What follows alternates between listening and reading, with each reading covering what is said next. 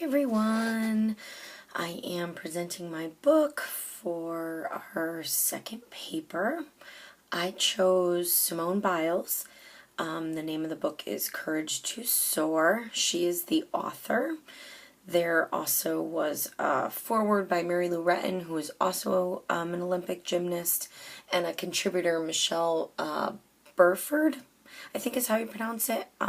But Simone Biles, obviously, it was her autobiography. I love the book. I loved her. Me and I have a daughter who does competitive gymnastics, so we were very involved with the Olympics this summer, and we just fell in love with Simone and her story, and I'm actually going to have her read the book now that I read it for her summer reading, because she's such an amazing young girl. I'm so happy I chose her. I do have, because we're such big Olympic supporters, I do have actually a lot on Simone because of my daughter. This right here is Simone. She is referred to as probably the best the sport has ever seen. She was projected to get 5 gold medals at the Olympics.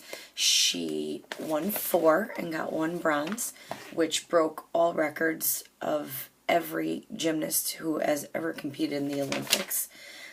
She's amazing. Her story that she tells is actually pretty amazing. I'm just going to kind of bring up my paper and kind of use it as a guide to be able to tell you guys about it.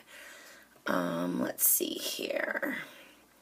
She was born in 1997. She is, I think, yeah, she'd be 20 now. She was born to her biological mother. Her parents were divorced, and she had a rough childhood.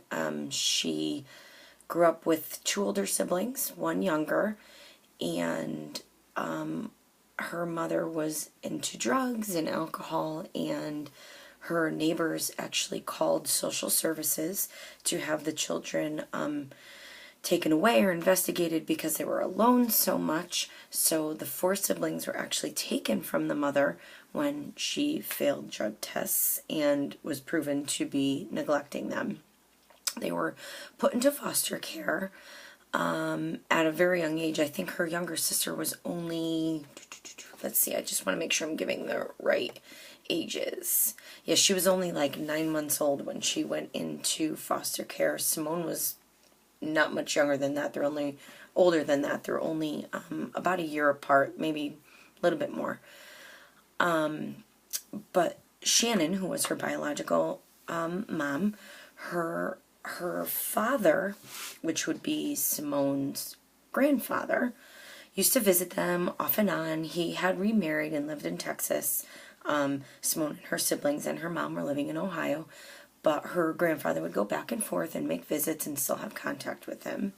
So when he found out that they were all in foster care and what was going on, he arranged to take all 4 children back home to Texas with them, and take care of them in the interim and figuring out what was happening with Simone's mom at that point. And I think they spent about 8 months there. And the grandfather's new wife and him had 2 other children who were in high school at that point. So they were, getting to the point where they weren't raising children really anymore, because the 2 boys were getting ready to go to college and they were older. So it was a big taken for them to actually take all 4 of those children in. They were very young. Again, Simone's younger sister was only, she wasn't even a year. Simone was just above a year. Her brother, I think, was 3, and then there was an older sister who was around 6 or 7 years old.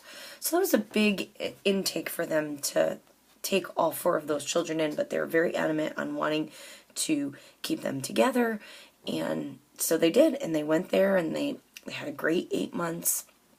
And then Simone's mom tried to come down and get them back together.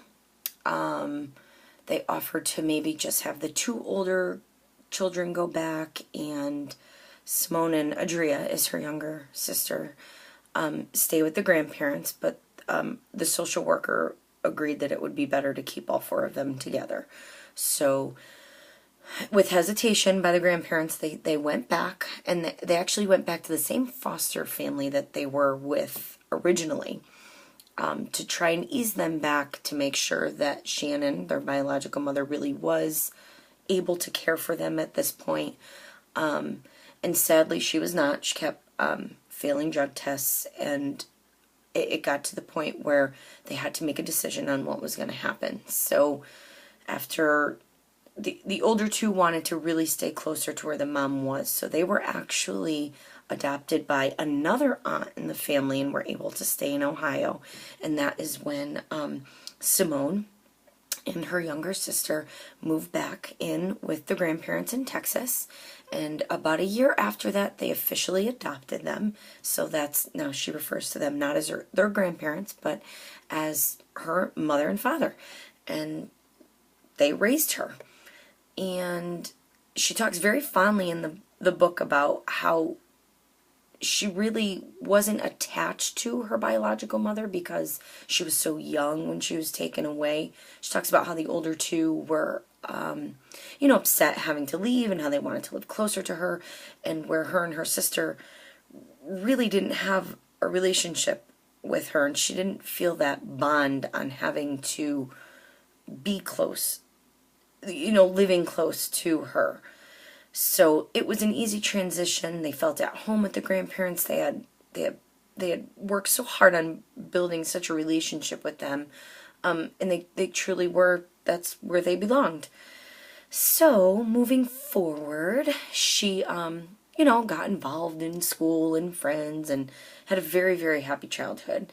And around age 6, during a summer program that one of her older brothers, once she was adopted, the summer in between colleges, he would work at a summer camp, and that's where Adria and Simone would go in the summers.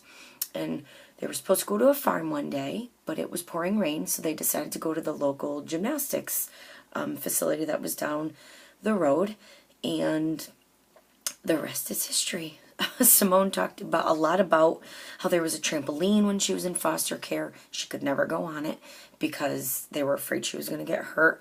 So they said when they walked into this gymnastics place, that she went right on it and started doing stuff, because she had one at home where she lived with her grandparents/parents, and she would just flip like crazy.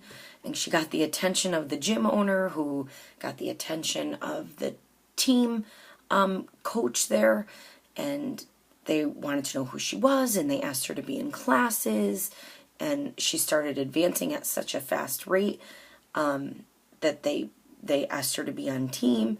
And the coach that she had when she was that age, Amy Barron, is actually the coach who coached her at the Olympics this past summer. So she coached her up all the way through all of those levels, all the way into the Olympics, which I think is pretty amazing that she had the same coach the whole time.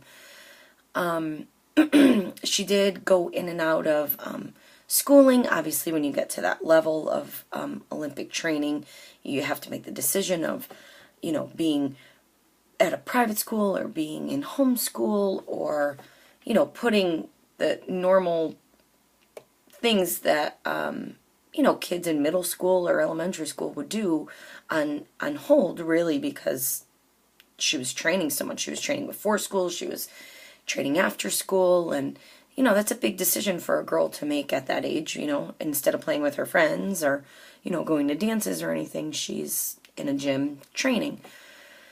So, let's see, around 2012, she made the junior Olympic, well, it wasn't junior, it was the junior U.S. team, and she ended up not having a great meet around the year after, for 2013, 2012. And it ignited a conversation that she overheard from another coach saying that she didn't have a good meet because she was fat.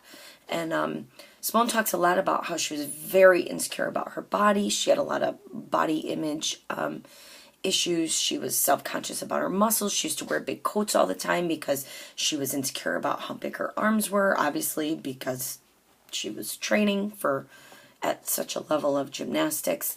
So to